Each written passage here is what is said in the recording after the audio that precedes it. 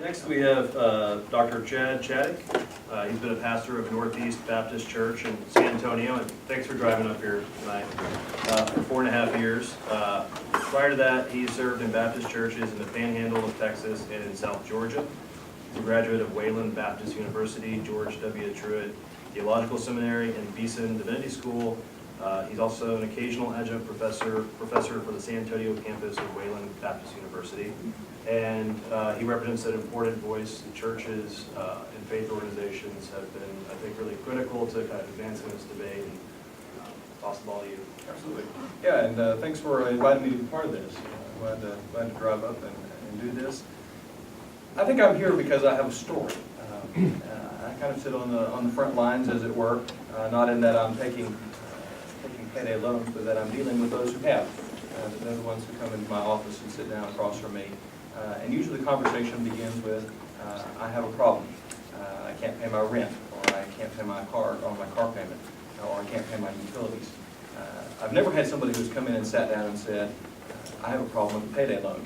It's always I have a problem with something else. And as we begin to work with them, and part of the policy of our church is that as church members come in and have financial problems, that we sit them down with somebody to work through family budget type things. And we're not in the business of helping them pay for their car or to pay for their house long term, but to lift them up out of a sticky situation. So we want to ensure that we can do that. So it's in the sitting down with them and working through the budget that we usually discover that they have a payday loan, that is pulling money out that could be used to pay for rent, could be used to pay for car, could be used to pay for whatever the problem happens to be. And in my particular case, the first time I really was introduced to the payday issue was almost 3 years ago.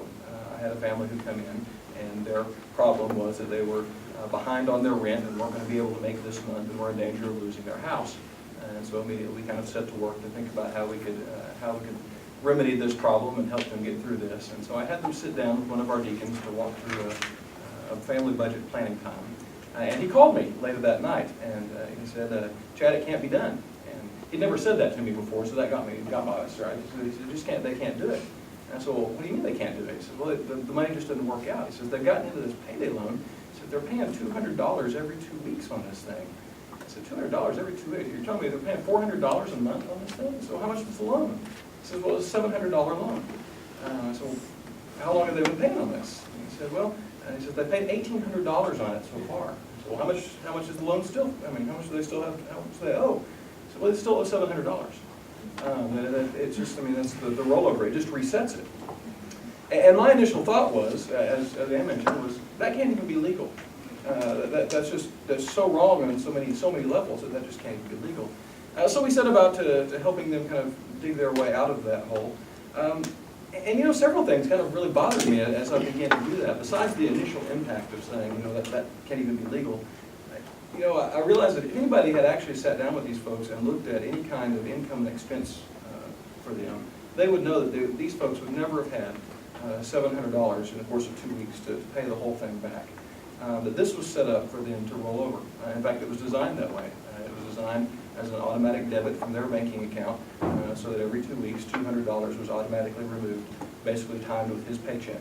So the first $200 out of his paycheck was going to the loan.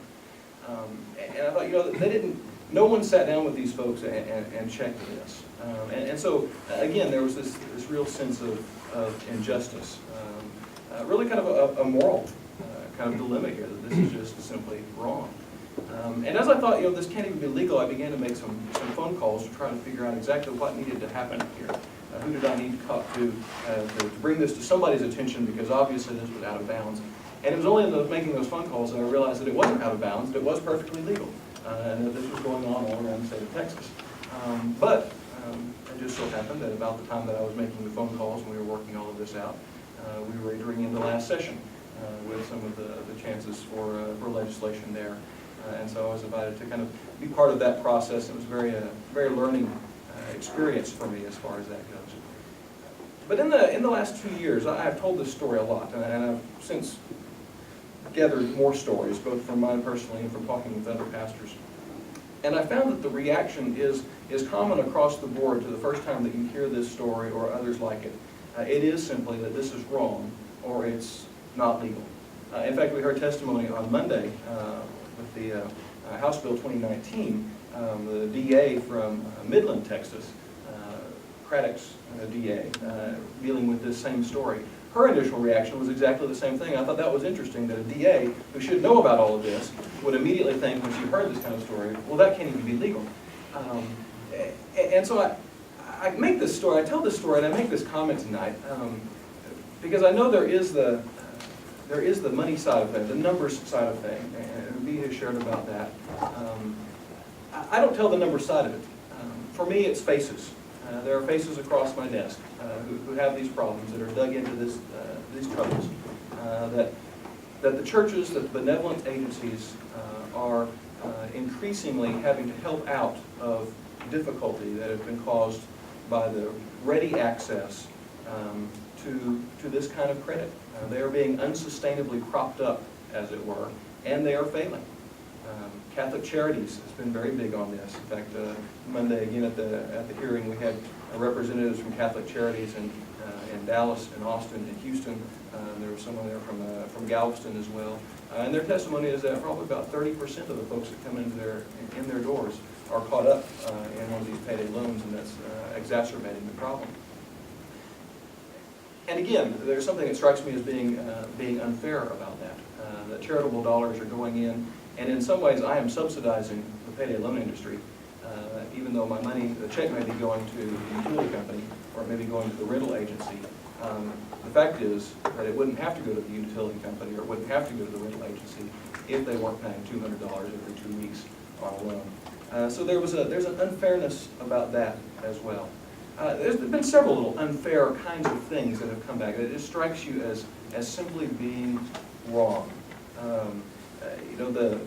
There's the military aspect of this. Some years ago, and Ann can probably tell you the dates and the history a lot better than I can on this, the Department of Defense declared these kinds of loan products to be a threat to national security because they hinder the readiness and the ability to deploy our military personnel. The Army is not going to deploy someone who is in debt and leave their family behind in debt. And so they capped the rates and fees to active duty military at 36%. We would say that would be right. There's something in us that kind of responds to that and says, well, that's good. We're providing these kinds of protections.